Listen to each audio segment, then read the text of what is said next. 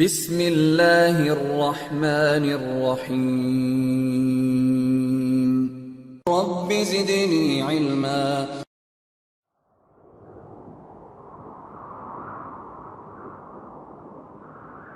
الحمد لله نحمده ونستعينه ونستغفره ونعوذ بالله من شرور أنفسنا ومن سيئات أعمالنا من يهده الله فلا مضل له ومن يضلل فلا هادي له وأشهد أن لا إله إلا الله وحده لا شريك له وأشهد أن محمدا عبده ورسوله يا أيها الذين آمنوا اتقوا الله حق تقاته ولا تموتن إلا وأنتم مسلمون يا أيها الناس اتقوا ربكم الذي خلقكم من نفس واحدة وخلق منها زوجها وبث منهما رجالا كثيرا ونساء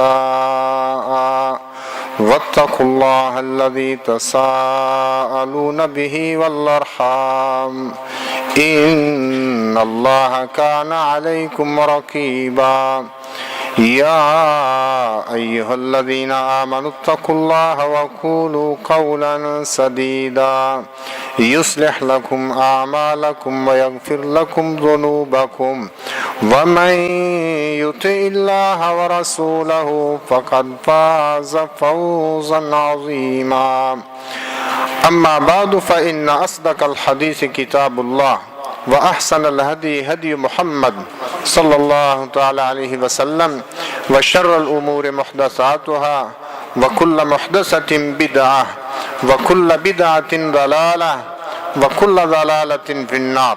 دین اسلام کے دو مآخذ میں سے ماخذ حدیث نبوی کی کتب میں سے کتب ستہ عام طور پر ہمارے مدارس دینیہ میں بطور نصاب پڑھائی جاتی ہیں.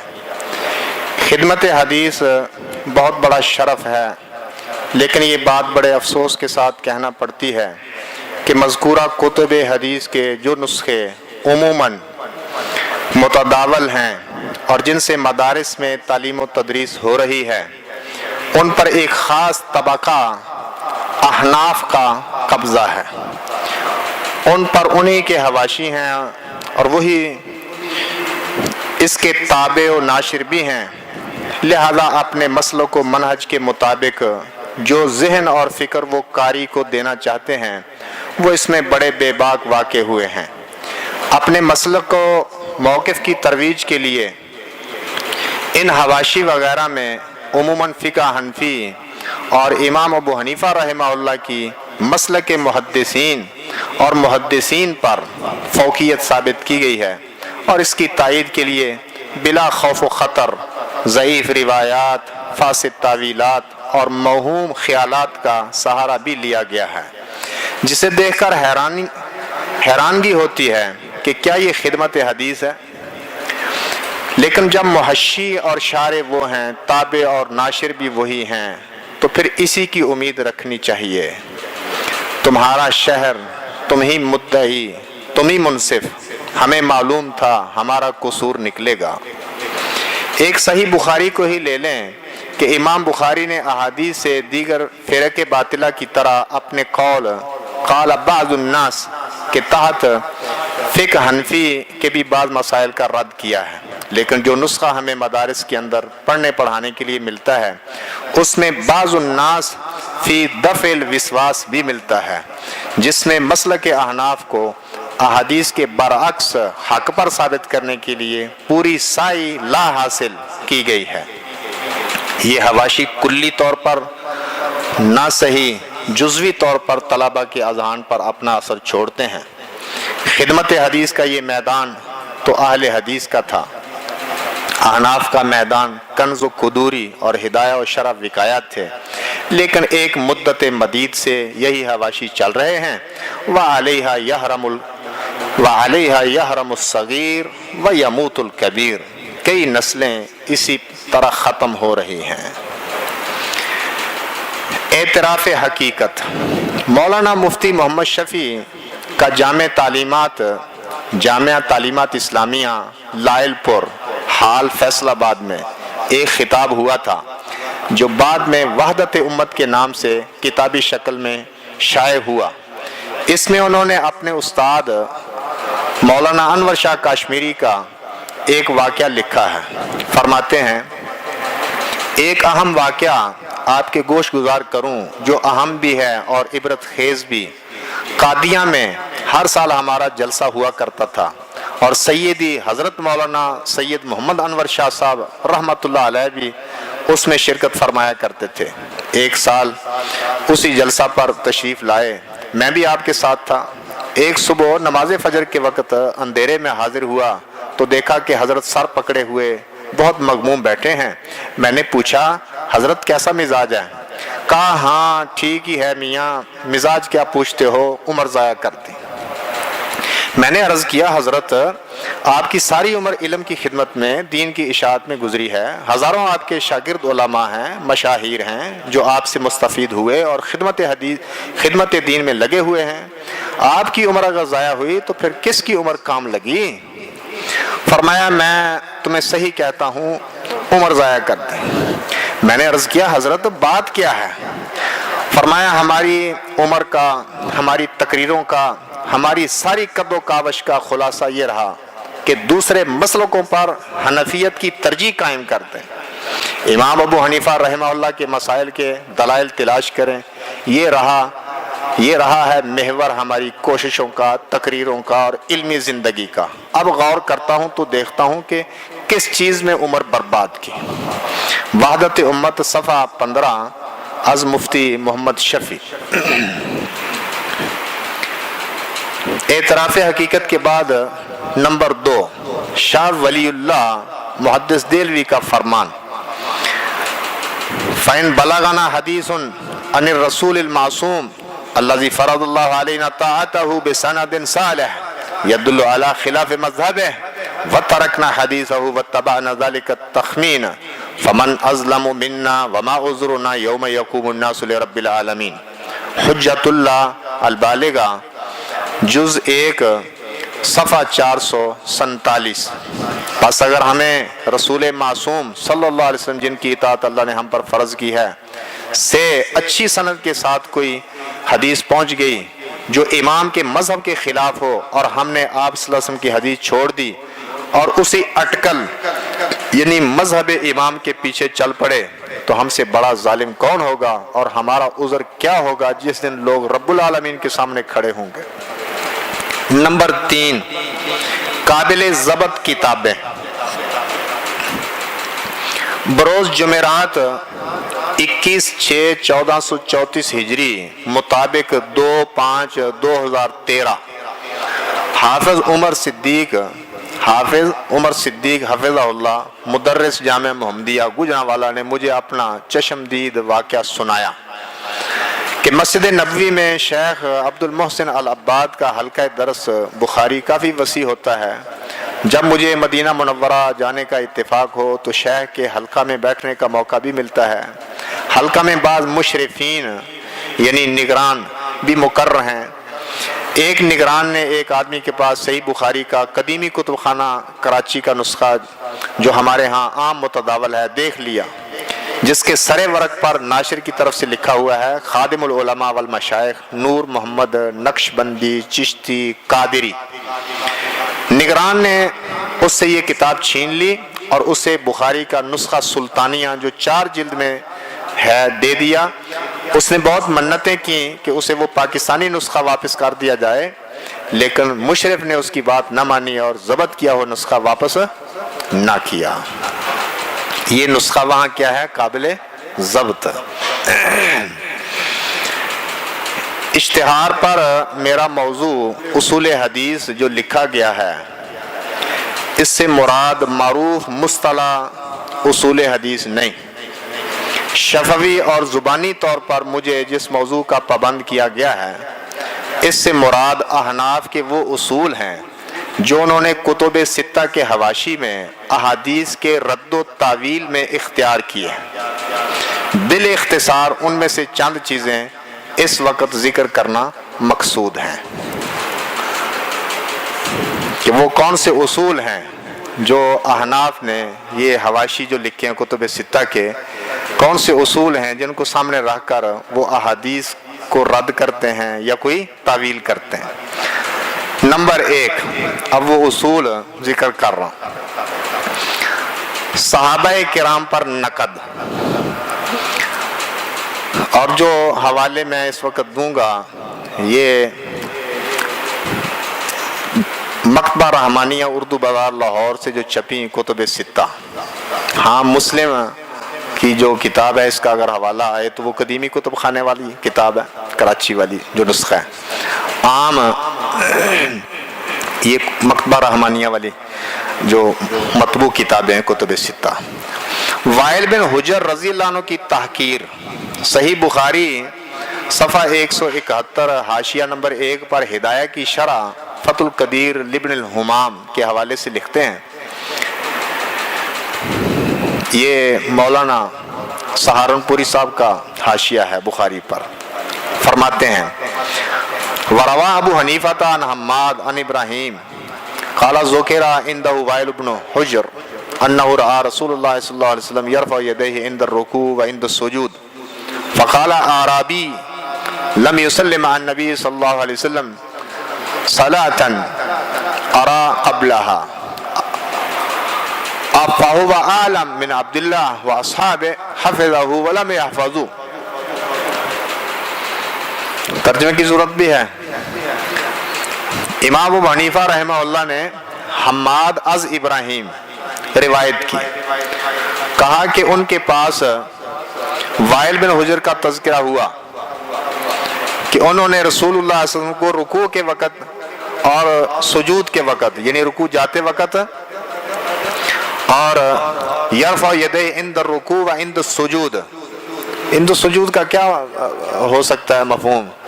تیسری رکعت کے لیے تو ثابت ہے نا، جب اٹھ رہے ہیں سجدہ کرتے جو ہے نا، رسول اللہ کو دیکھا ہے، یہ رفع دین کرتے دیکھا ہے وائل بن حجر رضی اللہ عنہ نے رسول اللہ صلی اللہ علیہ وسلم کو رفع دین کرتے دیکھا عند الرکوع و عند السجود۔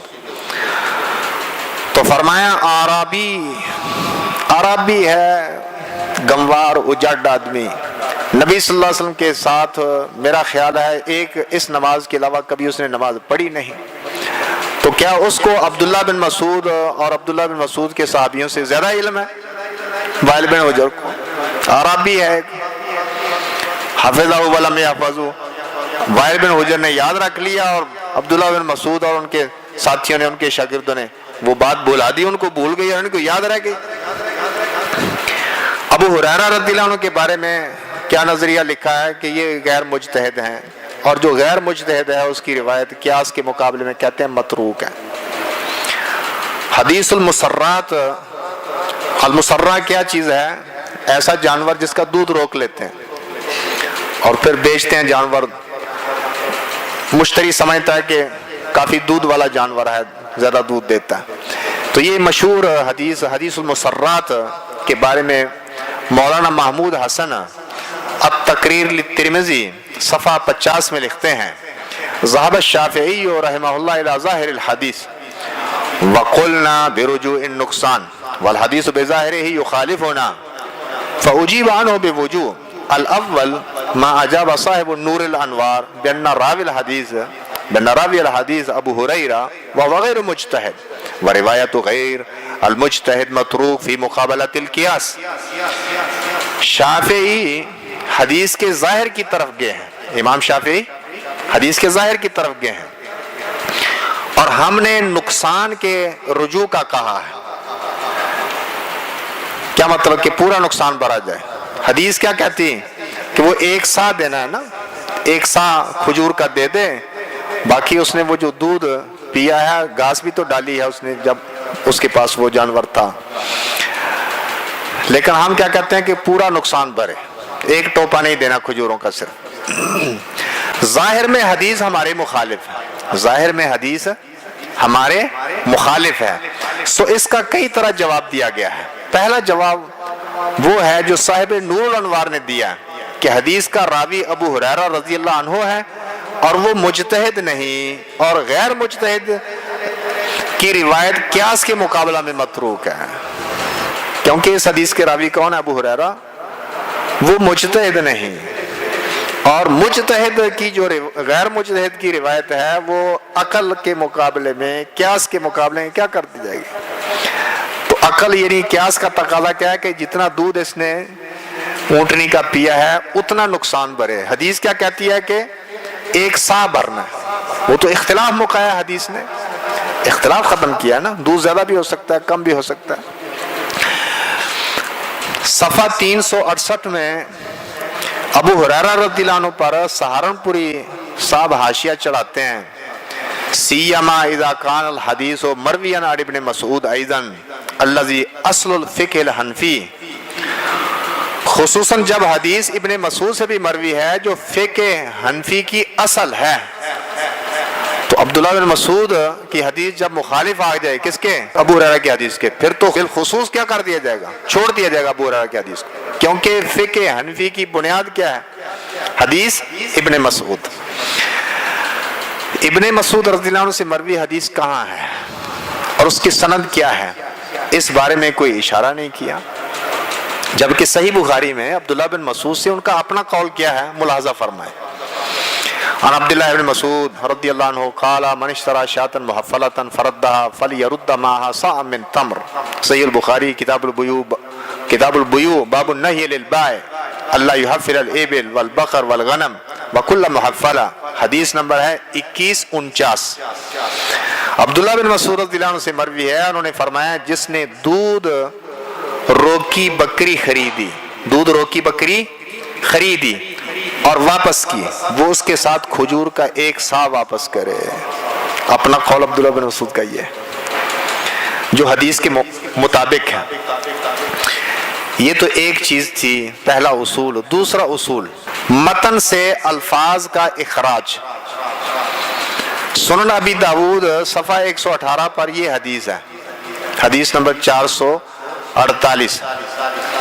حدثنا عثمان بن ابی شیبہ حدثنا وکیع عن سفیان عن عاصم یعنی ابن کلیب عن عبد الرحمن بن الاسود عن علقمہ قال قال عبداللہ بن مسعود الا اصلی بکم صلاة رسول اللہ صلی اللہ علیہ وسلم قال فصلی فلم يرفع یدیہ الا مرۃ قال ابو داود هذا حدیث مختصر من حدیث طویل وليس هو بصحیح علی هذا اللفظ۔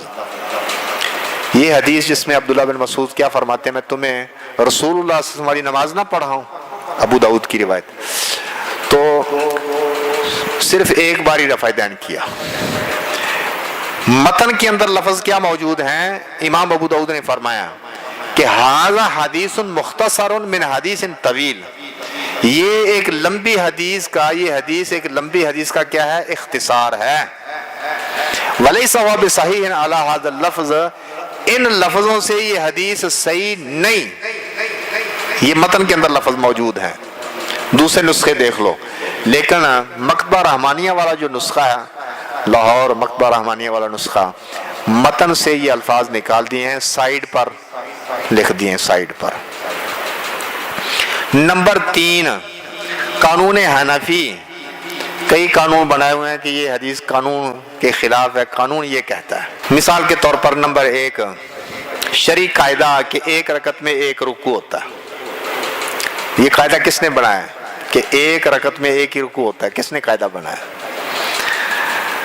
التقریر للترمذی میں مولانا محمود حسن صفحہ 26 پر لکھتے ہیں، القاعدۃ الکلیہ الشرعیہ آنی رکوعا واحدا فی رکعۃ واحدہ۔ مسئلہ کیا چل رہا ہے؟ صلاۃ کسوف میں کئی رکوع ایک سے زیادہ ثابت ہیں، صلاۃ کسوف میں وہ جو گرہن والی نماز ہے۔ تو محیر العقول تعویلات وہ آپ کے سامنے ان میں سے چند چیزیں آ رہی ہیں۔ شرعی قاعدہ کیا ہے؟ شرعی قاعدہ کلیہ یعنی ہر رکعت میں ایک رکوع۔ اس کا ازالہ ہم کس طرح کریں گے؟ شریعت میں اپنی طرف سے قاعدہ کلیہ مقرر نہیں کیا جا سکتا، ہر نماز کا طریقہ جو معصور ہے وہی شرعی قاعدہ ہے، جیسے صلاۃ الخوف، صلاۃ الکسوف، صلاۃ الجنازہ وغیرہ نمازیں، یہ نمازیں ہی ہیں، لیکن ان کے پڑھنے کا طریقہ مختلف ہے، ان سب نمازوں کے پڑھنے کا طریقہ مختلف ہے۔ تعدد رکوع کے راوی ایک یہ بات کہی ہے صلاۃ کسوف کے حوالے سے کہ تعدد رکوع کے راوی بچے اور عورتیں ہیں. ایک سے زیادہ جو رکوع بتایا ہے نا صلاۃ الکسوف میں، تو کیا کہا کہ جی یہ روایت کرنے والے کیا ہیں؟ بچے ہیں اور عورتیں ہیں. چنانچہ صفحہ 26 پر لکھا ہے وَرُوَاتُ تَعَدُّدِ الرُّكُوعِ كُلُّهُمْ اطفالون. یہ اطفالون کوئی عربی کا لفظ مجھے تو نہیں لگتا، لیکن ایسے لکھا ہوا اطفال جماعت، طفل کی جماعت اطفال، لیکن اطفالون ہی لکھی ہوئی وہاں. وَنِسَاؤُهُمْ کلہم اطفالون ونساؤہم اللاتی مرتبتہن متأخرہ عن مرتبت الرجال ولم یروی احد من الرجال البلغاء تعدد الرکوع. تعدد رکوع کے سارے راوی بچے ہیں اور عورتیں جن کا مرتبہ مردوں کے بعد ہے، اور بالغ مردوں سے تعدد رکوع کسی نے بھی روایت نہیں کیا. ازالہ مولانا عبید اللہ رحمانی رحمہ اللہ مرآت المفاتیح میں لکھتے ہیں الزیادۃ فی الرکوع قد رویت من حدیث جابر بن عبداللہ وعبداللہ بن عمر وابی ہریرہ وابی بن کعب وابن عمر وحذیفہ وعلی وغیرہم وہؤلاء کانوا رجالا لا صبیانا ولا نساء ولا دلیل علی انہم قاموا فی آخر الصفوف او کانوا خلف الصف الاول او الثانی فالنسبۃ اشتباہ الامر الى جمیع ہؤلاء غلط بلا شک. تعدد رکوع جابر بن عبداللہ، عبداللہ بن عمر، ابو ہریرہ، ابی بن کعب، ابن عمر، حذیفہ اور علی رضی اللہ عنہ وغیرہ کی حدیث مروی ہے، اور یہ سب مرد تھے، سب مرد تھے، عورتیں نہیں تھے. اور اس میں کوئی دلیل نہیں کہ صفوں کے آخر میں کھڑے تھے یا پہلی یا دوسری صف کے پیچھے تھے.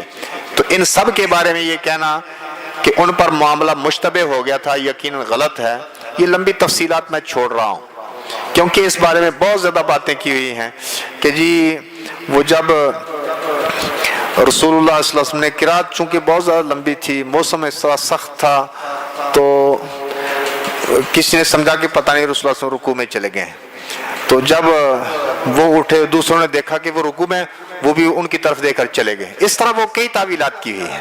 تو معاملہ مشتبہ ہو گیا تھا، رکوع ایک ہی تھا، رکوع بھی بہت لمبا ہو گیا تھا، قرات بہت لمبی تھی. تو مولانا رحمانی صاحب کیا فرماتے ہیں ان سب کے بارے میں یہ کہنا کہ ان پر معاملہ مشتبہ ہو گیا تھا، یہ بچے نہیں تھے جن صحابہ کا نام لیا، غلط ہے یقیناً یہ کہنا کہ معاملہ مشتبہ ہو گیا تھا. ایک بات کیا کی ہے تعدد رکوع کے حوالے سے کہ دوسرا رکوع نماز کا رکوع نہیں تھا، کہ اگر مان لو نا کہ ایک سے زیادہ رکوع کیے تو دوسرا رکوع کیا تھا؟ وہ نماز کا رکوع نہیں تھا. اچھا وہ کیا تھا؟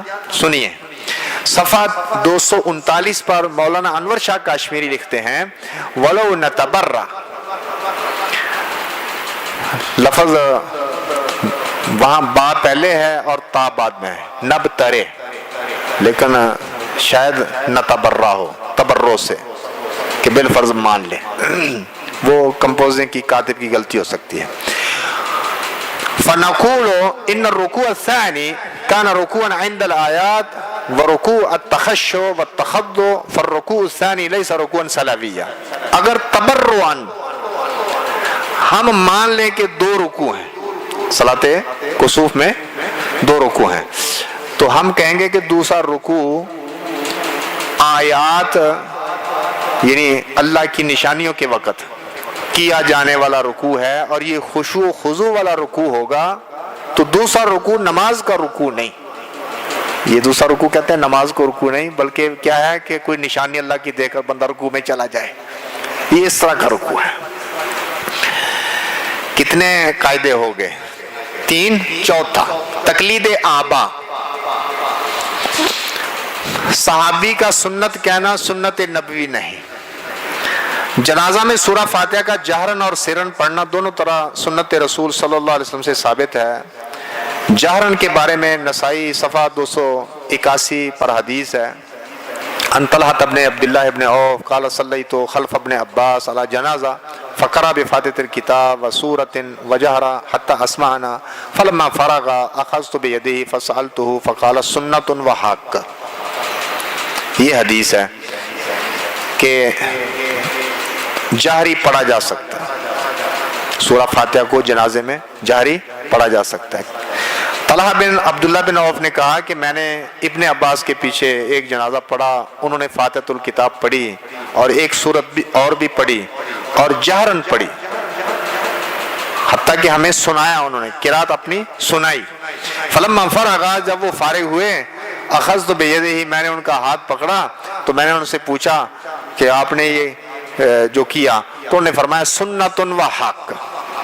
کیا فرمایا؟ سنت ہے اور حق ہے۔ یہ کس کی دلیل ہوگی؟ جہرن پڑھنے کی۔ سرن پڑھنے کی دلیل نسائی کے اسی صفحہ پر مندرجہ ذیل حدیث ہے، عن امامتا عن ابی امامتا انہ قال السنۃ فی الصلاۃ علی الجنازہ ان یقرأ فی التکبیرۃ الاولی بام القرآن مخافتۃ ثم یکبر ثلاثا والتسلیم عند الآخرہ۔ ابو امامہ سے روایت ہے رضی اللہ عنہ، انہوں نے فرمایا کہ سنت نماز جنازہ میں کیا ہے کہ پہلی تکبیر میں پڑھے، یعنی پہلی تکبیر کے بعد ام القرآن فاتحہ مخافتتاً، کیا پھر 3 تکبیریں کہیں، والتسلیم عند الآخرہ، سلام آخر میں۔ لیکن بین السطور والا لکھتا ہے لیست بواجبہ کما فی سائر الصلوات، کہ وہ یعنی فاتحہ واجب نہیں جس طرح باقی نمازوں میں ہے۔ اور پہلی حدیث جہاں کیا لفظ آئے ہیں سنت و حق، اس کے تحت بین السطور کیا لکھا ہوا ہے؟ سنت کا معنی لکھا ہوا ہے طریقۃ مسلوکۃ فی الدین، طریقۃ مسلوکۃ فی الدین، دین میں ایسا طریقہ جس پر چلا جائے۔ سنت و حق کا معنی تو طریقۃ مسلوکۃ فی الدین سے کر دیا، لیکن پھر یہ بات ادھوری چھوڑ دی، مزید وضاحت کرتے کہ طریقۃ مسلوکۃ فی الدین کا آخر کیا معنی ہے؟ کیا طریقہ مسلوکہ فی الدین سے فاتحہ کی نفی مقصود ہے یا اس بات؟ طریقہ مسلوکہ کا کیا معنی ہے؟ ایسا طریقہ جس پر دین میں چلا جائے، تو یہ فاتحہ کی نفی کرنا مقصود ہے یا اس بات؟ طریقہ مسلوکہ سے تو اس بات ہوتا ہے، لیکن وضاحت نہیں کی کہ یہ پڑھنی ہے کہ نہیں پڑھنی ہے، اصل تو رد کر رہے ہیں وہ۔ اور حاشیہ 4 کے تحت لکھتے ہیں قولہ فقرا بفاتحۃ الکتاب قال علماؤنا لا یقرأ الفاتحہ الا ان یقرأها بنیت الثناء ولم یثبت القراءۃ عن رسول اللہ صلی اللہ علیہ وسلم۔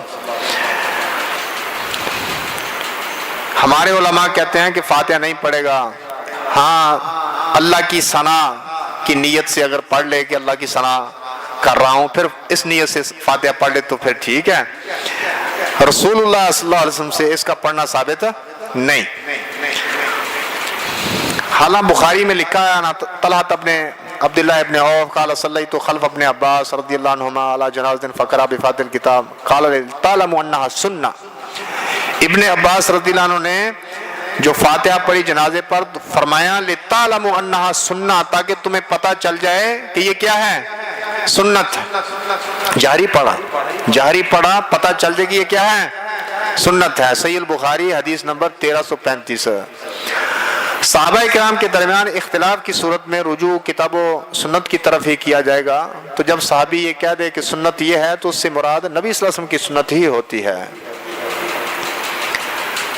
استنجا میں ڈھیلوں کی تعداد، سنن ابی داود صفحہ 16 پر استجمار کے بارے میں ابو ہریرہ رضی اللہ عنہ سے نبی صلی اللہ علیہ وسلم کی حدیث ومن استجمر فلیوتر، کہ جو ڈھیلے استعمال کرے کتنے کرے، طاق عدد میں۔ پر حاشیہ 6 کے تحت محشی لکھتے ہیں استدل بہ المالکیۃ والحنفیہ علی ان الاستجمار لا تقید بعدد معین، کہ یہ جو ڈھیلے استعمال کرنے اس کی کوئی حد بندی نہیں ہے معین کے لازمی اتنے ہی ہوں۔ حالانکہ صفحہ 13 پر ابو ہریرہ رضی اللہ عنہ سے ہی حدیث گزری ہے وکانہ یامر بثلاثۃ احجار، کہ 3 ڈھیلوں کا حکم دیتے تھے۔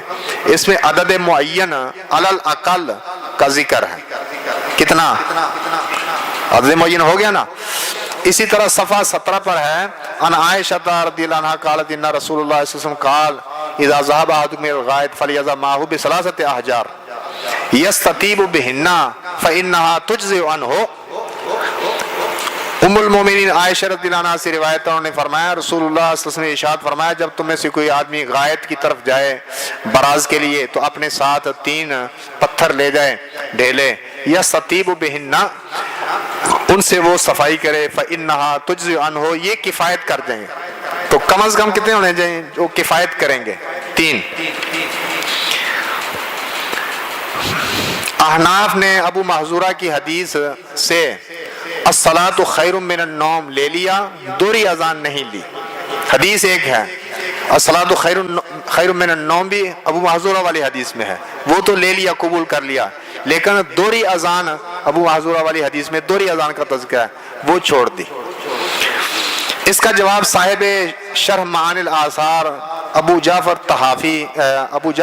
طحاوی، یہ امام طحاوی معروف محدث ہیں حنفی رحمہ اللہ. تو امام ابو جعفر طحاوی شرح معانی الآثار میں فرماتے ہیں فلما علم رسول اللہ صلی اللہ علیہ وسلم ذلك ابا محذورہ کان ذلك زیادۃ علی ما فی حدیث عبداللہ بن زید ووجب استعمالها وقد استعمل ذلك اصحاب رسول اللہ صلی اللہ علیہ وسلم من بعد. شرح معانی الآثار جلد نمبر 1 صفحہ 137. پس جب رسول اللہ صلی اللہ علیہ وسلم نے یہ ابو محذورہ کو سکھائے، کیا سکھائے؟ الصلاۃ خیر من النوم، یہ الفاظ، تو عبداللہ بن زید کی حدیث سے یہ ایک زائد بات ہوگی. عام جو حدیث آپ پڑھتے ہیں اذان والی عبداللہ بن زید بن عبد ربی، اس میں یہ نہیں ہے نا الفاظ. وہ جو خواب آئی تھی پھر رسول اللہ صلی اللہ علیہ وسلم کو سنائی گئی، آپ نے فرمایا کہ بلال کو ایسے یہ سنا دو، بتا دو. اب اس میں یہ لفظ نہیں ہے الصلاۃ خیر من النوم. تو کیا فرمایا امام طحاوی نے کہ یہ زائد لفظ ہیں ابو محذورہ والی حدیث میں، تو عبداللہ بن زید کی حدیث سے یہ ایک زائد بات ہوگی جسے استعمال کرنا واجب ہے، اور اسے رسول اللہ صلی اللہ علیہ وسلم کے صحابہ نے آپ کے بعد استعمال کیا ہے. یعنی صحابہ اسی طرح اذان کہتے رہے فجر کی اذان میں الصلاۃ خیر من النوم. تو یہ زائد چیز کہاں سے لی؟ ابو محذورہ والی حدیث سے. مولانا عبد الرحمن مبارک پوری رحمہ اللہ فرماتے ہیں، جواب دیتے ہیں احناف کی اس بات کا. قلت فكذلك يقال ان الترجیح وان لم يكن في حديث عبد الله بن زيد فقد علمه رسول الله صلی اللہ علیہ وسلم ابا محذورہ بعد ذلك فلما علمه رسول الله صلی اللہ علیہ وسلم ذلك ابا محذورہ كان زيادة على ما في حديث عبد الله بن زيد فوجب استعماله. میں کہتا ہوں اسی طرح کہا جائے گا کہ ترجیح یعنی دوہری اذان اگرچہ عبداللہ بن زید کی حدیث میں نہیں، لیکن اس کے بعد یقیناً آپ صلی اللہ علیہ وسلم نے ابو محذورہ کو سکھائی. تو جب رسول اللہ صلی اللہ علیہ وسلم نے ابو محذورہ کو یہ سکھائی تو عبداللہ بن زید کی حدیث سے یہ ایک زائد بات ہوگی جسے قبول کرنا واجب ہے. نمبر 5، موقوف کو مرفوع پر ترجیح. موقوف کو مرفوع پر ترجیح. سیدنا علی رضی اللہ عنہ قیادت و امامت کے لیے کافی ہے، یہ عنوان میں نے قائم کیا. بخاری صفحہ 193 پر ابن عباس رضی اللہ عنہ کی حدیث ہے، وہ فرماتے ہیں ان اول جمعۃ جمعت بعد جمعۃ فی مسجد رسول اللہ صلی اللہ علیہ وسلم فی مسجد عبد القیس بجواسہ من البحرین. سب سے پہلا جمعہ جو رسول اللہ صلی اللہ علیہ وسلم کی مسجد میں جمعہ کے بعد پڑھا گیا، رسول اللہ صلی اللہ علیہ وسلم کی مسجد میں جمعہ پڑھنے کے بعد جو سب سے پہلا جمعہ کسی اور جگہ پڑھا گیا، عبد القیس کی مسجد بحرین کی بستی جواسہ میں پڑھا گیا. کہاں؟ جواسہ بستی میں. امام بخاری اس پر باب قائم کیا. امام بخاری نے باب الجمعۃ فی القری والمدن، کہ بستیوں اور شہروں میں جمعہ پڑھنے کا بیان. اور ابو داود نے باب الجمعۃ فی القری باب قائم کر کے یہ حدیث ذکر کی ہے. قال حدثنا عثمان بن ابی شیبہ و محمد بن عبد اللہ المخرمی لفظه قال حدثنا وکی عن ابراہیم بن طہمان عن ابی جمرہ عن ابن عباس قال ان اول جمعۃ جمعت فی الاسلام بعد جمعۃ جمعت فی مسجد رسول اللہ صلی اللہ علیہ وسلم بالمدینہ لا جمعت بجوسا قریۃ من قرى البحرین قال عثمان قریۃ من قرى عبد القیس۔ سنن ابی داود حدیث نمبر 1068۔ اس میں امام ابو داؤد کے استاد امام عثمان بن ابی شیبہ کا قول بھی آخر میں ہے، قریۃ من قرى عبد القیس۔ کیا ہے؟ بستی، کہ جواسہ عبد القیس کی بستیوں میں سے ایک بستی ہے۔ بخاری کی ذکر کردہ حدیث پر حاشیہ 8 میں اسی حدیث کا جواب دیتے ہوئے فرماتے ہیں محشی وَلَئِنْ سَلَّمْنَا أَنَّا قَرِيَةٌ فَلَيْسَتْ فِي الْحَدِيثِ أَنَّهُ صلی اللہ علیہ وسلم اطلع عَلَى ذَلِكَ وَأَقَرَّهُمْ عَلَيْهِ ثم استدل ابو حنیفہ بما رواه عبد الرزاق عن علی رضی اللہ عنہ قال لا جمعۃ ولا تشریق الا فی مصر جامع۔ آگے فرمایا وقال قال ابن الحمام وکفى بعلی رضی اللہ عنہ قدوۃ و امامۃ۔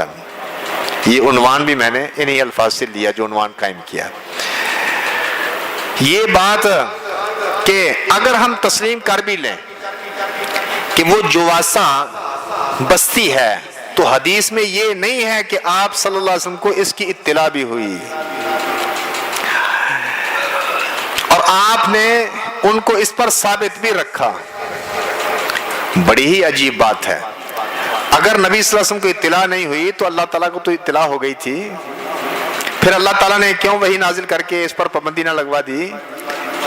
اس طرح کی حدیث کا حکم تقریری ہے، جیسا کہ بخاری و مسلم میں ہے حدثنا ابو بکر بن ابی شیبہ و اسحاق بن ابراہیم قال اسحاق اخبرنا وقال ابو بکر حدثنا سفیان عن عمرو عن عطاء عن جابر قال كنا نازل والقرآن ينزل زاد اسحاق قال سفیان لو كان شيئا ينهى عنه لنهانا عنه القرآن۔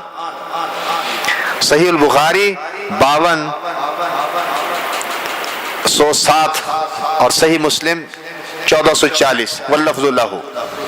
جابر فرماتے ہیں ہم عزل کرتے تھے اور قرآن نازل ہوتا تھا۔ اسحاق نے زیادہ کیا کہ سفیان نے کہا یعنی اگر یہ ممنوع چیز ہوتی کیا عزل تو قرآن ہمیں اس سے منع کر دیتا، قرآن اس سے منع کر دیتا۔ اور ابن ابی شیبہ میں ہے حدثنا عبداللہ ابن ادریس عن شعبہ عن عطاء ابن ابی میمونہ عن ابی رافع عن ابی ہریرہ انہم کتبوا الى عمر یسألونہ عن الجمعہ فَقَتَبَ جَمِّعُوا حَيْثُ كُنْتُمْ۔ ابن ابی شیبہ حدیث نمبر 5068 قال البانی و اسناد صحیح علی شرط الشیخین انظر الضعیف تحت الرقم 917۔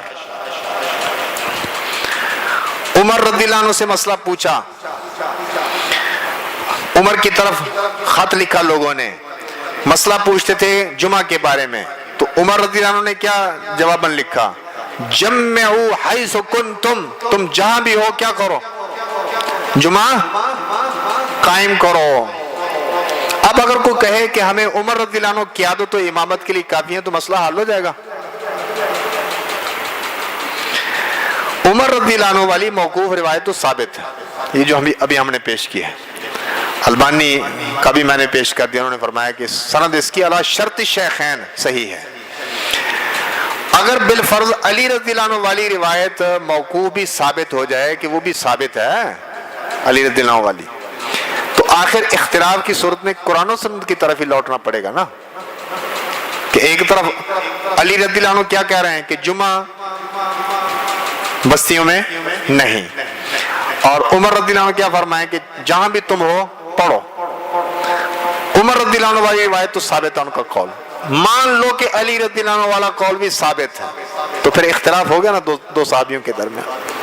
کوئی اگر کہے کہ ہمیں علی رضی اللہ عنہ قیادت و امامت کے لیے کافی ہیں کہ بہت بڑے قائد ہیں، بہت بڑے امام ہیں، دوسری طرف کوئی کہے کہ ہمیں عمر رضی اللہ عنہ قیادت و امامت کے لیے کافی ہیں، مسئلہ حل ہو جائے گا۔ اختلاف کی صورت میں کیا کرنا پڑے گا؟ کتاب و سنت کی طرف رجوع کرنا پڑے گا۔ اللہ تعالی نے فرمایا یا ایھا الذین آمنوا اطیعوا اللہ واطیعوا الرسول واولی الامر منکم فإن تنازعتم فی شیء فردوه الی اللہ والرسول ان کنتم تؤمنون باللہ والیوم الآخر ذلک خیر واحسن تأویلا۔ سورۃ النساء آیت نمبر 59۔ حافظ ابن حجر رحمہ اللہ کی فیصلہ کن بات، حافظ ابن حجر رحمہ اللہ نے فتح الباری میں اس مقام پر کیا ہی فیصلہ کن بات کی ہے، فرماتے ہیں فَلَمَّا اخْتَلَفَ الصَّحَابَةُ وَجَبَ الرُّجُوعُ إِلَى الْمَرْفُوعِ فَلَمَّا اخْتَلَفَ الصَّحَابَةُ وَجَبَ الرُّجُوعُ إِلَى الْمَرْفُوعِ، اور جب صحابہ کے درمیان اختلاف پیدا ہو تو مرفوع حدیث کی طرف لوٹنا واجب ہے۔ نمبر 6، ضعیف و منکر اور بے سروپا روایات سے صحیح احادیث کا ابطال۔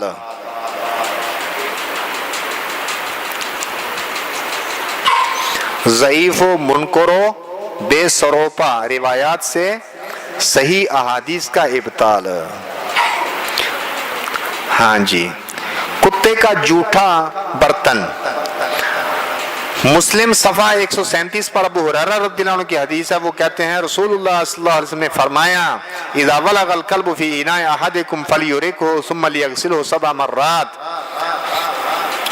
کتا جب تم میں سے کسی کے برتن میں منہ ڈال دے تو اسے گرا دے، پھر اسے 7 بار دھوئے۔ پھر اسی صفحہ پر برتن کو ایک بار مٹی سے مانجنے کی حدیث بھی ذکر ہے۔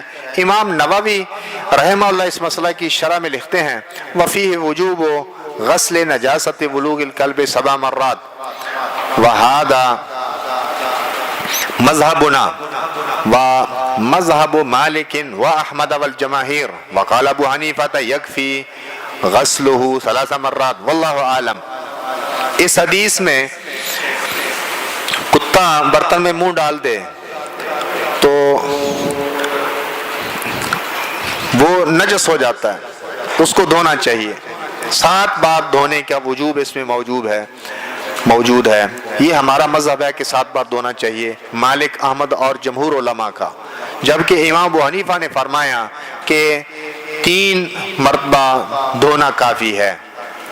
تو یہ واللہ عالم، یہ بات کس نے نقل کی؟ امام نووی نے۔ نووی کی اس بات پر محشی لکھتا ہے وَدَلِيلُهُ الْحَدِيثُ الَّذِي أَوْرَدَهُ ابن عدی فی الکامل عن ابی ہریرہ مرفوعا من شاء فلیطال ثم،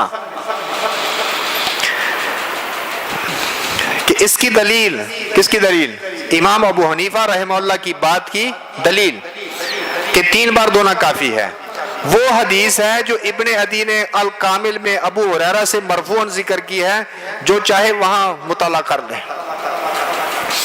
محشی کو بھی خبر تو ہوگی کہ الکامل میں ہمارے امام کی دلیل منکر روایت ہے، لیکن صرف اتنا کہہ دیا کہ جو چاہے وہاں سے مطالعہ کر لے۔ الکامل کی عبارت ملاحظہ فرمائیں۔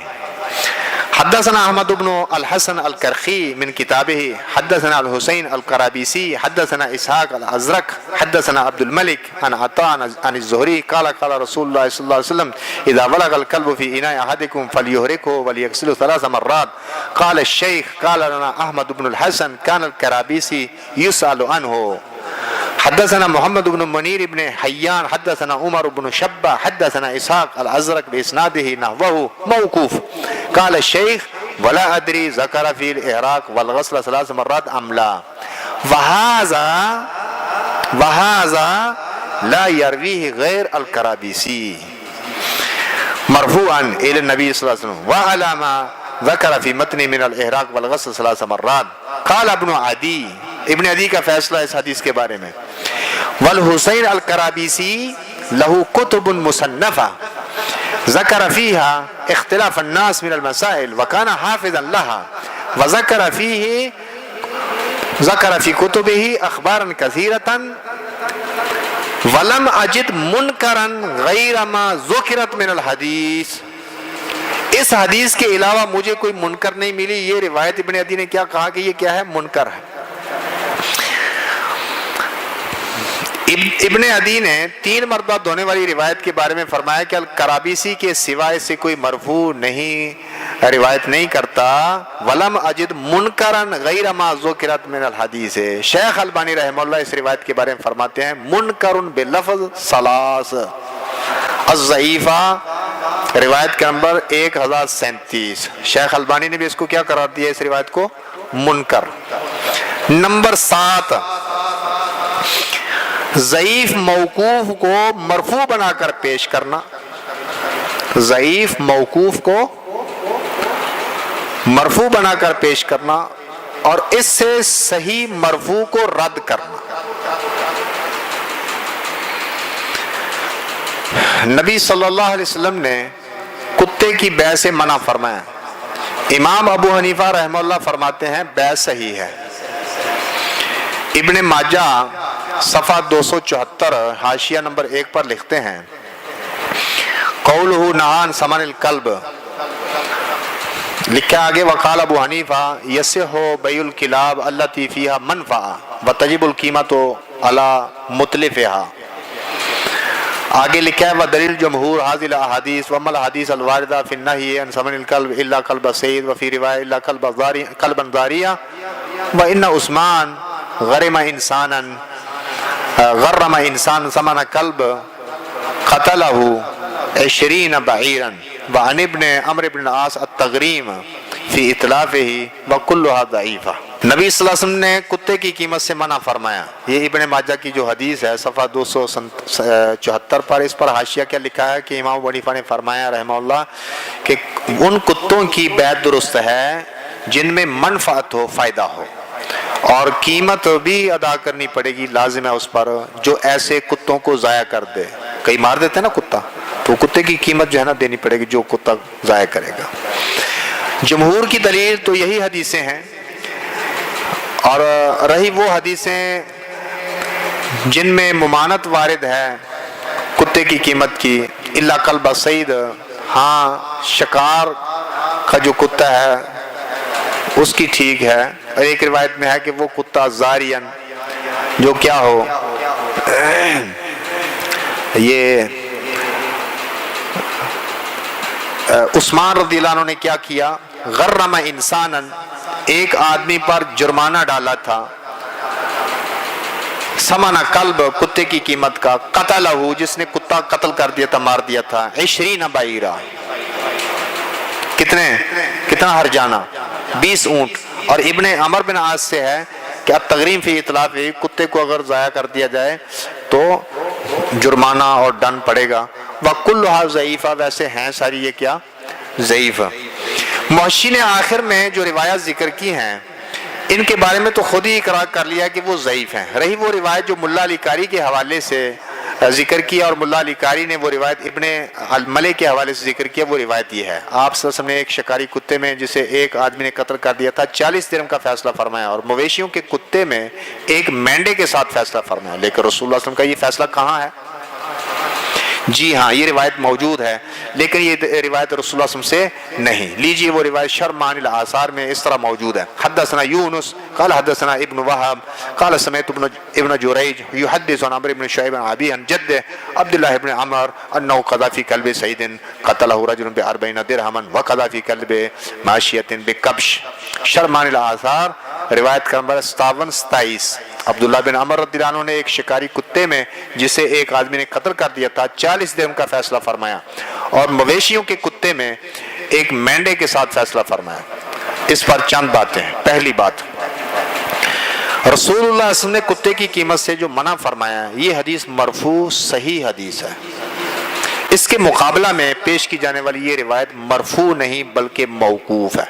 پہلی بات کیا ہے کہ یہ موقوف ہے، کس کے مقابلے میں؟ رسول اللہ صلی اللہ علیہ وسلم کی صحیح مرفوع حدیث کے مقابلے میں۔ نمبر 2، پھر یہ موقوف بھی صحیح نہیں، چنانچہ السنن الکبریٰ للبیہقی میں ہے اخبرنا ابو زکریا ابن ابی اسحاق حدثنا ابو العباس محمد بن یعقوب حدثنا بحر بن نصر حدثنا ابن وهب اخبرني ابن جريج عن عمرو بن شعيب عن ابيه عن عبد الله بن عمرو بن العاص انه قضى في كلب صيد قتل رجل ب40 درهما وقضى في كلب ماشية بكبش۔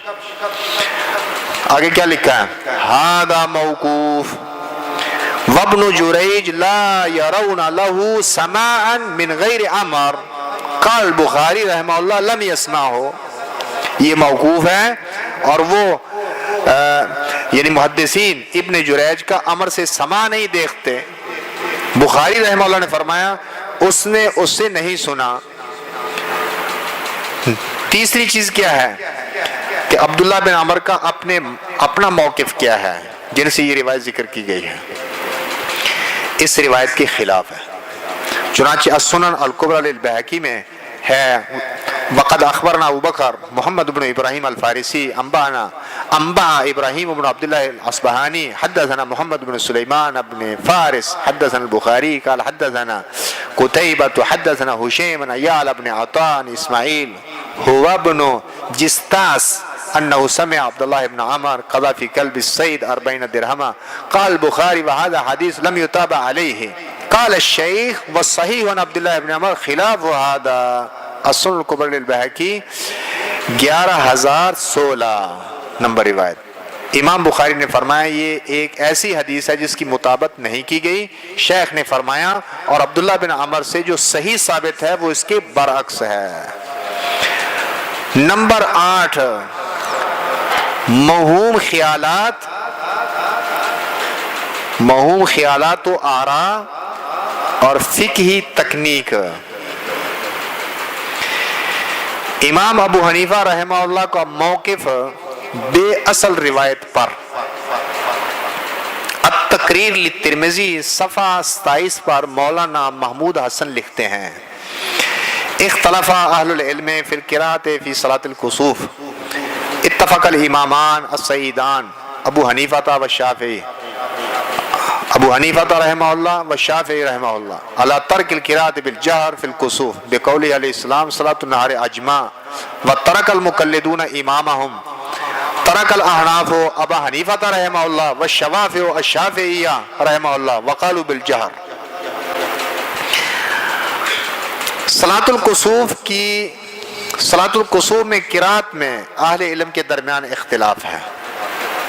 دو سعادت مند ائمہ ابو حنیفہ و شافعی نے کسوف میں آپ علیہ السلام کے فرمان دن کی نماز اجماع یعنی سری ہے کی وجہ سے جہرن قرات کے ترک پر اتفاق کیا۔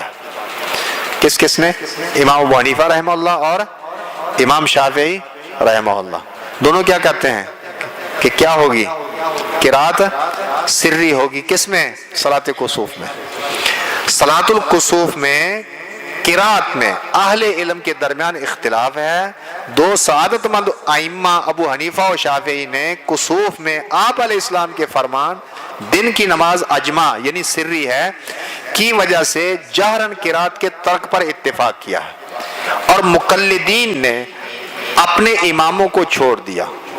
مقلدین نے اپنے اماموں کو، یہ کون کہہ رہا ہے؟ یہ کس کی بات ذکر کر رہا ہوں؟ التقریر للترمذی مولانا محمود حسن کی بات نقل کر رہا ہوں۔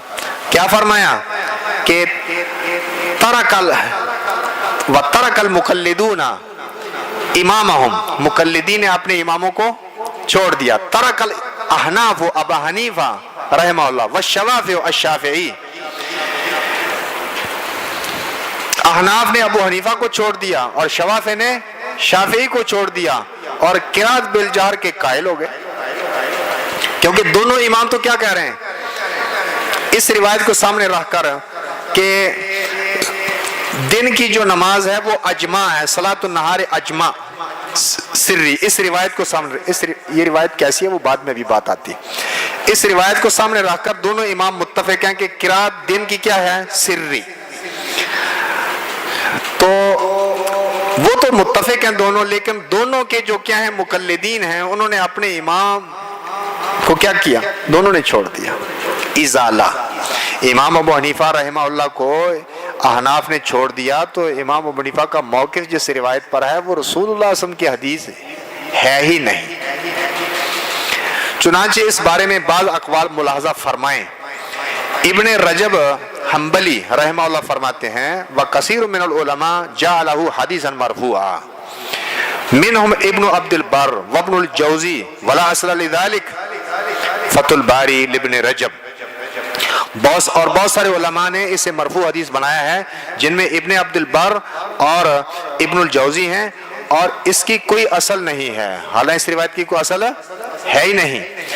امام زیلعی حنفی فرماتے ہیں وقال النووی فی الخلاصہ حدیث صلاۃ النہار اجمع باطل لا اصل لہ، انتہا۔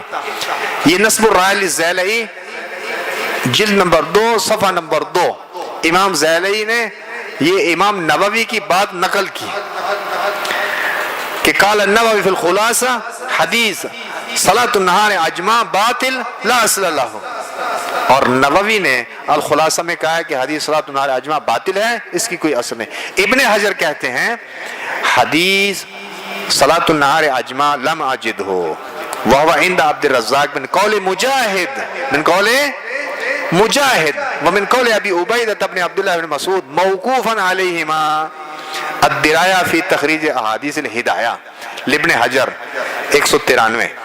حدیث صلاۃ النہار اجمع مجھے نہیں ملی، اور یہ عبد الرزاق میں مجاہد اور ابو عبیدہ بن عبداللہ بن مسعود سے ان کا قول ہے جو ان پر موقوف ہے، صحابی کی بات بھی نہیں، صحابی کی بات بھی نہیں۔ محمد طاہر پٹنی فرماتے ہیں تذکرۃ الموضوعات میں صلاۃ النہار اجمع قال النووی باطل لا اصل لہ وکذا قال الدارقطنی وانما هو من قول بعض الفقهاء۔ تذکرۃ الموضوعات لمحمد طاہر پٹنی صفحہ 38، صلاۃ النہار اجمع نووی نے کہا کہ باطل ہے، اس کی کوئی اصل نہیں، اور اسی طرح دارقطنی نے کہا اور یہ صرف بعض فقہاء کا قول ہے۔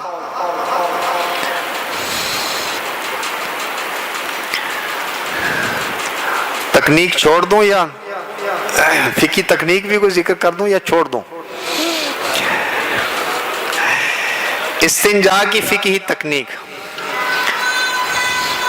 حدیث کے مطابق استنجا میں چونکہ دائیں ہاتھ کا ذکر کو لگانا منع ہے، عضو تناسل کو، شرمگاہ کو دائیں ہاتھ کا لگانا منع ہے، اور دائیں ہاتھ سے استنجا بھی منع ہے، تو دائیں ہاتھ سے استنجا کی ایک تکنیک محشی نے بتا دی، ملاحظہ فرمائیں۔ نسائی صفحہ 11 پر حاشیہ نمبر 2 کے تحت وسیع احمد صورتی لکھتے ہیں فَإِن قُلْتَ اِذَا نُهِيَ عَنْ مَسِّ الذَّكَرِ بِالْيَمِينِ وَعَنِ الْإِسْتِنْجَاءِ بِهَا فَكَيْفَ يَسْتَنْجِي بِحَجَرٍ صَغِيرٍ قُلْتُ الْأَكْثَرُ أَنَّهُ يُمْسِكُ الْحَجَرَ بِيَمِينِهِ وَيُمْسِكُهُ بِيَسَارِهِ وَيَمْسَحُ الْحَجَرَ وَلَا يُحَرِّكُ الْيَمِينَ۔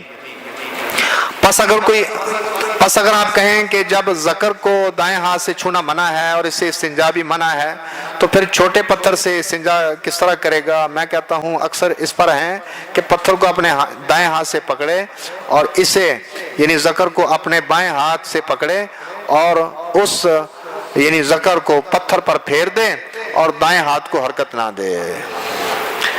بالش سے زائد مسواک، بالش سے زائد مسواک، صفحہ 6 پر محمد تھانوی کی تقریر، قولہ یشوس فاہ بالسواک الخ ینبغی اللہ یکون السواک زائدا علی قدر الشبر لأن علی الزائد علی هذا القدر یعقد الشیطان فیذهب ببرکہ، انتہا بالفاظہ۔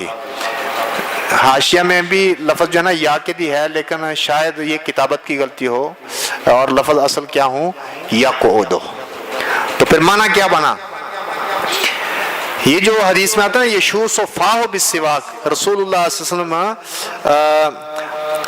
منہ میں مسواک ملتے تھے، اس پر حاشیہ لگایا ہے ینبغی مناسب یہ ہے اللہ یکون السواک زائدا علی قدر الشبر، کہ ایک بالش سے مسواک زیادہ نہیں ہونی چاہیے، کیوں؟ لأن علی الزائد علی هذا القدر، کیونکہ اس سے زائد جو ہوگی نا تو اس پر شیطان بیٹھ جاتا ہے، فیذهب بالبرکہ، تو وہ برکت پھر ختم کر دیتا ہے، تو بالش سے زائد نہیں ہونی چاہیے، اس پر کیا بیٹھ جائے گا؟ شیطان بیٹھ جائے گا۔ عدم رفع یدین پر عبداللہ بن زبیر سے مروی موہوم روایت سے استدلال، رفع یدین منسوخ نہیں۔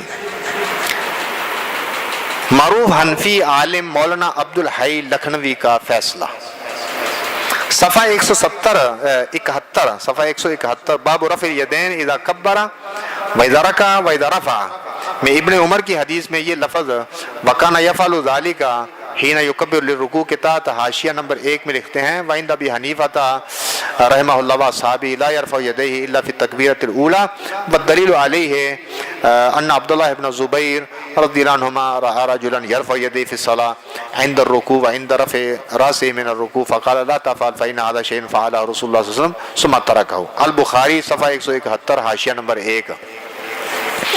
اس کے بعد یہ بات سمجھ آ گئی آپ کو؟ جو عربی عبارت میں نے پڑھی سب کو سمجھ نہیں آئی؟ امام ابو حنیفہ اور ان کے اصحاب کے نزدیک کیا ہے کہ رفع یدین جو ہے نا صرف پہلی تکبیر میں کرے گا۔ دلیل اس کی کیا ہے؟ عبداللہ بن زبیر رضی اللہ عنہما نے ایک آدمی کو نماز میں رکوع کے وقت اور رکوع سے اٹھتے وقت اپنا سر اٹھاتے وقت رفع یدین کرتے دیکھا تو عبداللہ بن زبیر نے فرمایا لا تفعل، نہ کر، فإن هذا شيء، کیونکہ یہ ایسی چیز ہے فعلہ رسول اللہ صلی اللہ علیہ وسلم ثم ترکہ، رسول اللہ صلی اللہ علیہ وسلم نے کی پھر اسے چھوڑ دیا۔ سمجھ آگی بات کی؟ تو کیا معنی کہ یہ منسوخ ہو چکی؟ عبداللہ بن زبیر نے روک دیا رضی اللہ عنہما، ایک آدمی کو روک دیا کہ پہلے رسول اللہ صلی اللہ علیہ وسلم نے یہ کی، بعد میں کیا کی؟ رسول اللہ صلی اللہ علیہ وسلم نے اسے چھوڑ دیا تھا۔ اس کے بعد صاحب حاشیہ نے ابن عمر کے بارے میں 2 روایتیں ذکر کی ہیں، ایک ترک رفع یدین کی اور دوسری اثبات رفع یدین کی۔ پھر اول الذکر کو صحیح قرار دیا، کس کو؟ ترک رفع یدین والی، اور ثانی ذکر کون سی؟ اثبات رفع یدین، جس کو عبداللہ بن عمر رضی اللہ عنہما رسول اللہ صلی اللہ علیہ وسلم سے روایت بھی کرتے ہیں، اس احتمال سے رد کر دیا کہ ہو سکتا ہے وہ ابن عمر کے نزدیک اس کے نسخ کی حجت قائم ہونے سے پہلے کی ہو۔ ہم اس بارے میں معروف حنفی عالم مولانا عبدالحی لکھنوی کی تعلیق سے جو موطا پر لگی ہوئی ہے ذکر کرتے ہیں۔ ومنہ عبداللہ بن الزبیر کما حکاہ صاحب النہایہ وغیرہ من شراح الہدایہ انہ رأى رجلا يرفع يديه في الصلاة عند الركوع وعند الرفع فقال له لا تفعل فإن هذا شيء فعله رسول الله صلی اللہ علیہ وسلم ثم تركه۔ کیا فرماتے ہیں؟ لیکن هذا الاثر لم يجده المخرجون، تخریج کرنے والوں کو یہ اثر ملا نہیں۔ لم يجده المخرجون المحدثون مسندا في كتب الحدیث، کتب حدیث میں محدثین جو حدیث لانے والے ہیں، تخریج کرنے والے ہیں، ان کو یہ نہیں ملا۔ ما انہ اخرجہ البخاری فی رسالۃ رفع الیدین عن عبداللہ بن زبیر انہ کان یرفع یدیہ عند الخفض والرفع۔ اس کے برعکس کیا چیز موجود ہے؟ امام بخاری اپنی اس کتاب میں یہ جو ان کا رسالہ ہے رفع الیدین والا امام بخاری کا، اس میں لائے امام بخاری عبداللہ بن زبیر سے اس کے برعکس بات لائے۔ کیا؟ کہ ابن زبیر خود ان کا عمل کیا تھا کہ رکوع جاتے وقت اور رکوع سے اٹھتے وقت رفع یدین کرتے تھے۔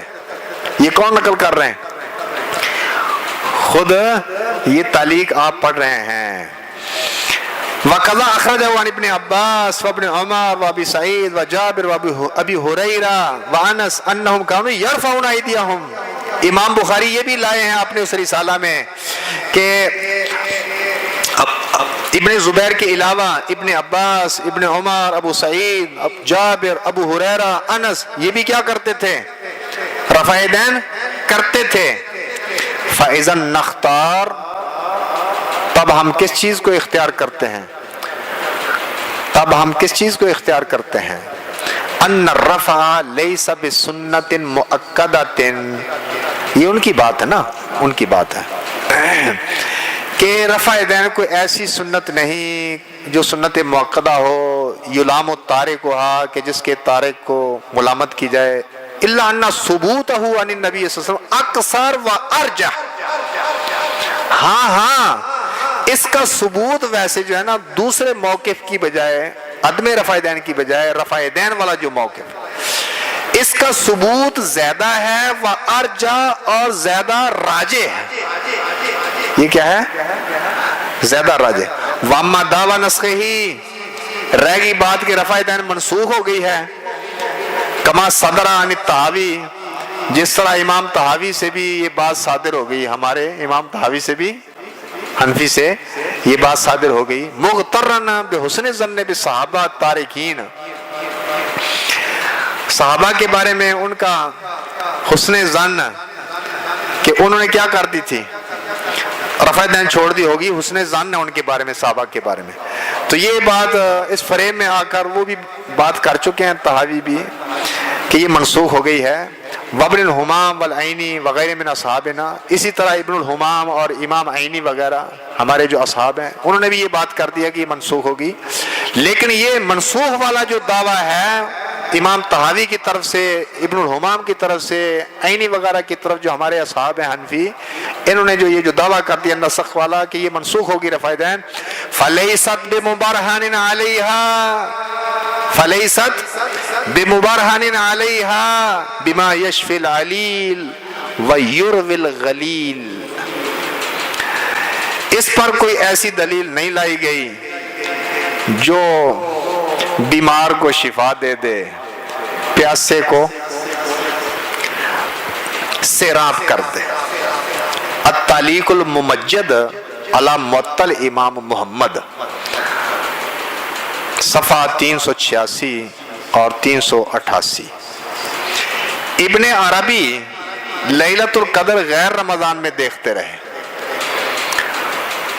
یہ آگے مہینہ آ رہا ہے، کتنی تاریخ ہے آج؟ 26. کتنی؟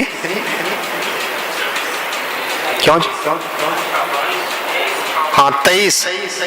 کتنی؟ 23. کن کی 23 ہے؟ کن کی 23 ہے؟ کن کی؟ ادھر سے آواز آئی 23 کی.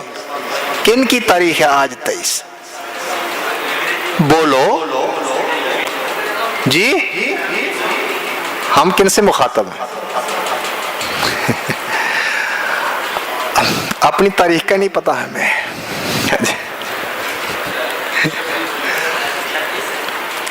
ہاں آج 26 تاریخ ہے. ایک تاریخ تو یہ ہے نا جو ہم اس وقت پوچھ رہے ہیں کون سی تاریخ ہے. ایک اور تاریخ ہے، کہتے ہیں تاریخ میں لکھا ہے، اس کے بارے میں مجھے ایک شعر یاد آ گیا، وہ کہہ دوں؟ نہ تاریخ سے واقف، نہ تاریخ سے واقف، نہ دین حق کو پہچانا.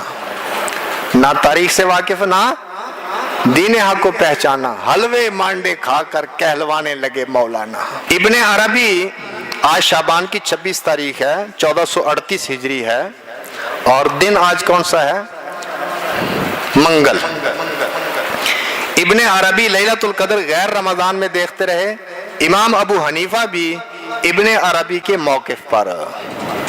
چنانچہ الترمذی صفحہ 284 میں مولانا انور شاہ کاشمیری لکھتے ہیں وفی روایت مشہورۃ عن ابی حنیفہ انہا دائرۃ فی السنۃ کلھا، اور آگے لکھا ہے وقال الشیخ الاکبر، یہ ابن عربی کو شیخ اکبر کہتے ہیں. وقال الشیخ الاکبر انی رأیتھا فی خارج رمضان مرارا. ابھی ہمارے پاس مزید وقت نہیں کہ شیخ اکبر کے بارے میں ہم کوئی بات کریں، کیونکہ ایک بات ابھی اور ہے، وہ قانون، اور پھر نماز کا وقت قریب ہے، وہ میں نے ابھی ایک بات ذکر کرنی ہے اس کے بعد. وقال الشیخ الاکبر انی رأیتھا فی خارج رمضان مرارا. اور ابو حنیفہ رحمہ اللہ سے ایک مشہور روایت میں مروی ہے کہ بے شک وہ یعنی شب قدر سارے سال میں گھومتی رہتی ہے. اور شیخ اکبر نے کہا میں نے رمضان کے علاوہ اسے کئی بار دیکھا.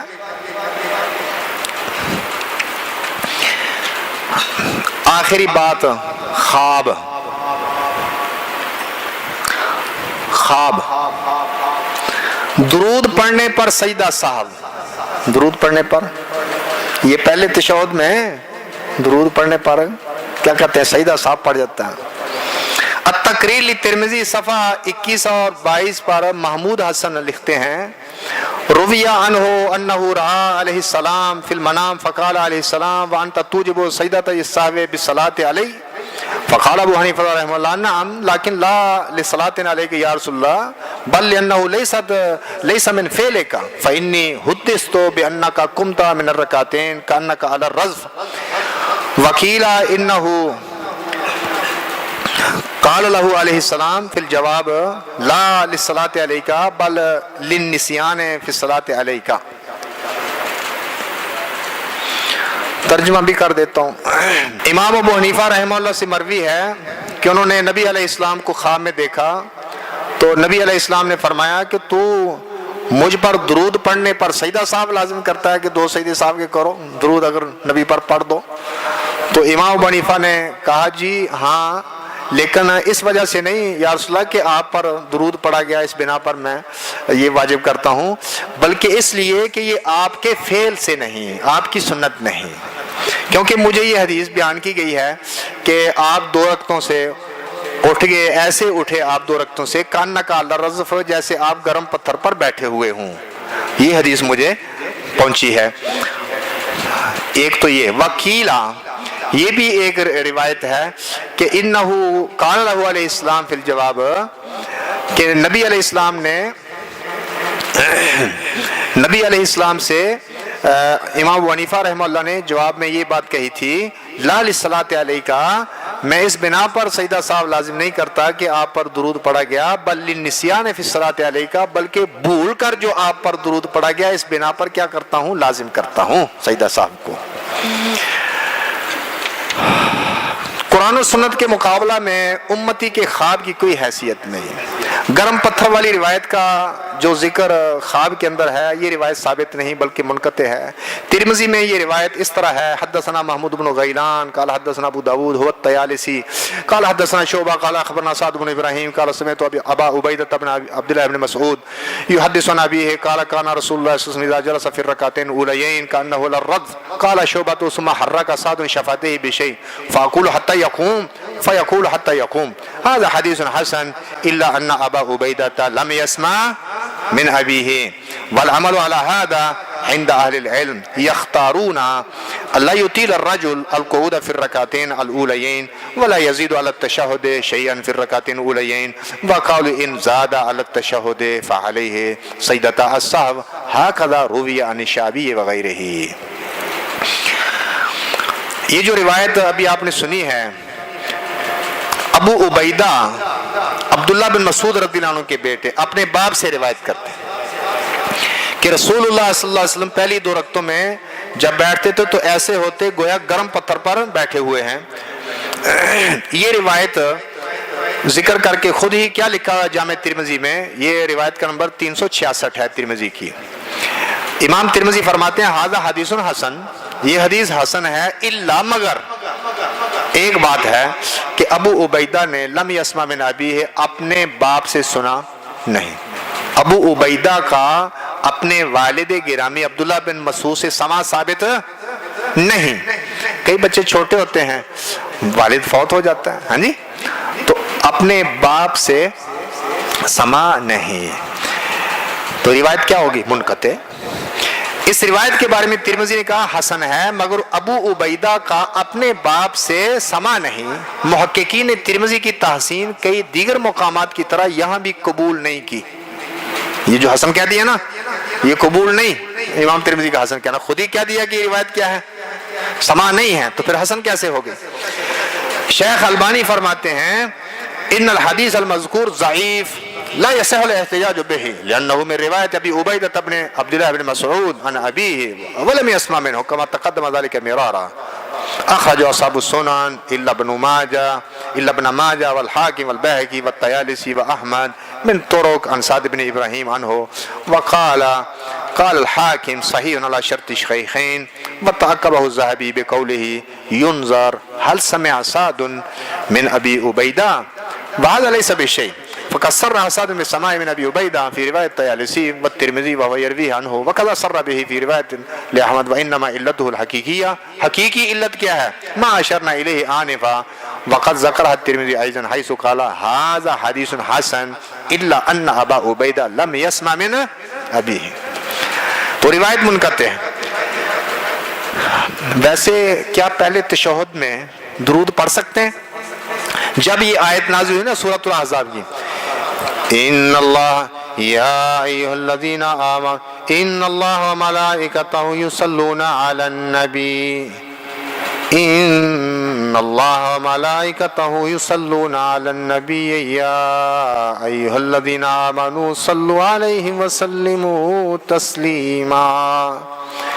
اللہ اور فرشتے، اللہ کے فرشتے نبی پر صلات بھیجتے ہیں.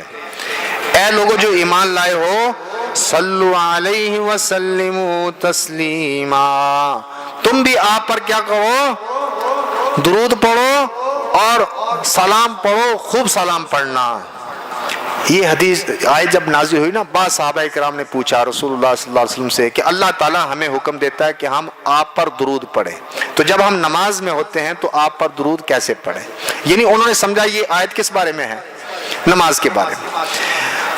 تو سلام کا نہیں سوال کیا، وہ آپ پڑھتے ہیں حدیث کے اندر. عبداللہ بن مسعود رضی اللہ عنہ فرماتے ہیں کہ رسول اللہ صلی اللہ علیہ وسلم کان یعلمنا التشہد کما یعلمنا سورۃ من القرآن. رسول اللہ صلی اللہ علیہ وسلم ہمیں تشہد ایسے سکھاتے تھے جیسے قرآن کی کوئی سورت سکھاتے. تشہد کے الفاظ سکھائے ہوئے تھے، اس میں سلام موجود تھا. السلام علیکم ایھا النبی ورحمۃ اللہ وبرکاتہ، السلام علینا وعلی عباد اللہ الصالحین، سلام سکھایا ہوا تھا. آیت میں سلام کے ساتھ اب کیا ذکر تھا کہ درود بھی پڑھو. تو بعض صحابہ کرام نے پوچھا کہ یا رسول اللہ، اللہ ہمیں حکم دیتا ہے آپ پر درود پڑھنے کا، تو جب ہم نماز میں ہوتے ہیں تو آپ پر درود کیسے پڑھیں؟ تو آپ نے درود، وہ جو درود ابراہیمی ہے وہ سکھایا اور فرمایا والسلام کما علمتم، سلام اسی طرح پڑھو جس طرح تمہیں پہلے سکھایا گیا ہے. سوال نہیں کیا سلام کا، کیونکہ سلام پہلے سکھایا ہوا تھا. لیکن رسول اللہ صلی اللہ علیہ وسلم نے درود سکھا کر ساتھ مزید وضاحت کر دی کہ سلام اسی طرح پڑھو اور درود یہ. ذرا رک جائیے. کیا صحابہ نے یہ سوال کیا تھا کہ جب ہم دوسرے تشہد میں یا رسول اللہ بیٹھے تو آپ پر درود کیسے پڑھیں؟ آیت میں کیا ذکر ہے کہ دوسرے تشہد میں بیٹھو تو درود پڑھو؟ نہ آیت میں یہ موجود ہے کہ دوسرے تشہد میں درود پڑھو، نہ صحابہ کرام کا یہ سوال تھا، نہ رسول اللہ صلی اللہ علیہ وسلم نے یہ فرمایا کہ جب دوسرے تشہد میں بیٹھو تو درود مجھ پر یہ پڑھو. سلام پہلے دونوں تشہد میں پڑھتے تھے یا ایک میں پڑھتے تھے؟ درود سے پہلے، آیت کے نزول سے پہلے سلام دونوں تشہد میں تھا یا ایک میں تھا؟ دونوں میں تھا. اب جو درود سکھایا، نہ سوال میں یہ موجود ہے وضاحت کی جی دوسرے میں جب بیٹھے، نہ رسول اللہ صلی اللہ علیہ وسلم نے وضاحت کی. سلام جب دونوں تشہد کے لیے تھا تو درود بھی کیا ہے؟ ایک حدیث ذکر کر کے بات ختم کر رہا ہوں. یہ حدیث مستخرج ابی عوانہ میں موجود ہے جہاں صراحت موجود ہے رسول اللہ صلی اللہ علیہ وسلم کے پہلے تشہد میں درود پڑھنے کی. مستخرج ابی عوانہ میں ہے حدثنا الحسن بن علی بن عفان قال حدثنا محمد بن بشر قال حدثنا سعید بن ابی عروبہ قال حدثنا قتادة عن زرارة بن عوف عن سعد بن ہشام قال انطلقت الى ابن عباس. سعد بن ہشام کہتے ہیں میں ابن عباس کے پاس گیا فسالت عن الوتر، میں نے ان کو وطر کے بارے میں پوچھا. فقال تو ابن عباس نے کہا الا ادلک علی عالم اہل الارض بوتر رسول اللہ صلی اللہ علیہ وسلم، میں رسول اللہ صلی اللہ علیہ وسلم کے وطر کے بارے میں اہل زمین میں جو سب سے زیادہ علم رکھنے والی شخصیت ہے وہ نہ تمہیں بتا دوں، ان سے ہی پوچھ لو. قلت من، میں نے پوچھا جی کون؟ قال عائشہ. تو ابن عباس نے کیا کہا؟ عائشہ ہیں رضی اللہ عنہا جو رسول اللہ صلی اللہ علیہ وسلم کی وطر رات کی نماز کو سب سے زیادہ جانتی ہیں. ائتہا فصلہا، ان کے پاس جائیے اور ان سے سوال کیجئے. ثم علمنی ما ترد علیک، پھر وہ جو جواب دے مجھے بھی آ کر بتانا. قال فانطلق، سعد بن ہشام کہتے ہیں میں گیا. آگے پھر ذکر فقلت یا ام المومنین، جب یہ گئے نا کہا یا ام المومنین انبئینی عن وطر رسول اللہ صلی اللہ علیہ وسلم، مجھے رسول اللہ صلی اللہ علیہ وسلم کے وطر کے بارے میں خبر دیجئے. فقالت کننا نعد لرسول اللہ صلی اللہ علیہ وسلم سوا کا ہوا طہورہ فیبعثہ اللہ فیما شاء ان یبعثہ من اللیل. تو رسول اللہ صلی اللہ علیہ وسلم فرمایا ہم رسول اللہ صلی اللہ علیہ وسلم کے لیے آپ کی مسواک، آپ کے وضو کا پانی تیار کر چھوڑتی تھیں. اللہ تعالیٰ جس وقت رات کے کسی حصے میں جس وقت اللہ تعالیٰ چاہتا آپ کو اٹھا دیتا، بیدار کر دیتا. فَيَتَسَوَّقُ يَتَوَضَّى، رسول اللہ صلی اللہ علیہ وسلم مسواک فرماتے، وضو فرماتے. ثُمَّ يُصَلِّي 9 رکعات، پھر 9 رکعتیں پڑھتے. لَا يَجْلِسُ فِيهِنَّ إِلَّا عِنْدَ الثَّامِنَةِ، کس میں بیٹھتے تھے؟ 9ویں میں ہی بیٹھتے. مولوی صاحب یہ رمضان آگے آ رہا ہے، 9 وطر اکٹھے پڑھانے ہوں، پریشان نہیں کرنا کہ 8 تراویاں رہتا 9 वितर अलहदा नहीं, 9 वितर इकट्ठे पढ़ाने, पहले 2 रकते पढ़ा लो उनको, फिर 9 पढ़ा लो, कितनी हो जाएंगी? 11 रकत, अगर 11 आप पढ़ाना चाहते हैं। वैसे 13 इब्न अब्बास वाली हदीस से 13 भी साबित हैं। वितर के बाद 2 रकत बैठकर आप पढ़ते थे, ये साबित है अलहदा। उम्मुल मोमिनीन 9 वितर वाली हदीस जिक्र कर रहे हैं कि 9 रकत पढ़ते नहीं बैठते थे इल्ला इंद सामिना, मगर 8वीं में। किसमें? फयदु रब्बा व युसल्ली अला नबी ही, नबी सल्लल्लाहु अलैहि वसल्लम जब बैठते 8वीं रकत में क्या करते? अपने रब से दुआ करते, व युसल्ली अला नबी ही, और अपने आप पर क्या पढ़ते? ये पहला तशहुद है, 8वीं रकत। सुम्मा यनहदु वला युसल्लिम, फिर उठते थे और सलाम नहीं फेरते थे। सुम्मा युसल्ली तासिया फयखुद, हमारी अल्लाह अकबर का माना अल्लाह सबसे बड़ा है। तो मैं इसी पर अपनी बात को ख़त्म करता हूँ। अल्लाह ताला मुझे और आपको हक बात समझने, उस पर अमल पर आने की तौफीक अता फरमाए। व आखिर दावाना अल्हम्दुलिल्लाहि रब्बिल आलमीन।